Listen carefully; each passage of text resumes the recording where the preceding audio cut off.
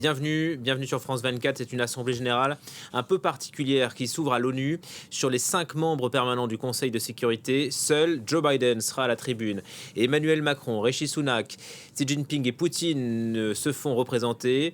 À l'inverse, l'Ukrainien Volodymyr Zelensky a traversé l'Atlantique. Il délivrera son premier discours au monde.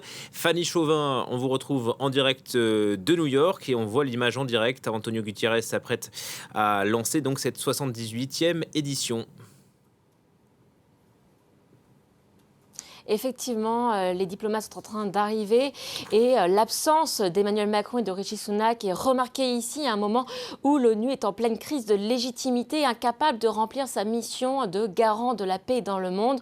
On l'a vu, on le voit, son impuissance, sa paralysie dans la résolution du conflit ukrainien. La guerre en Ukraine qui va une nouvelle fois dominer les échanges de cette assemblée générale, même si d'autres sujets devrait être discuté lors de cet événement.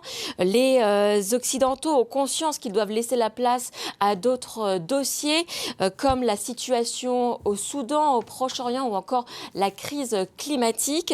Ces dossiers seront donc discutés lors de réunions et de rendez-vous en coulisses.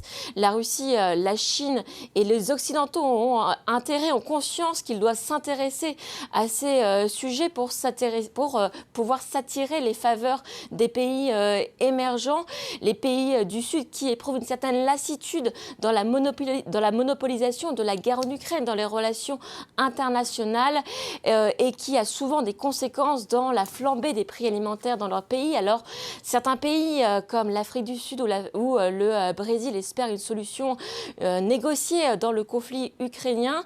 Le président Lula sera le premier à prendre la parole à la tribune de l'ONU. Il sera suivi par le président Joe Biden, le président américain, qui devrait rappeler l'importance du multilatéralisme à un moment où on observe ici la fragmentation des blocs.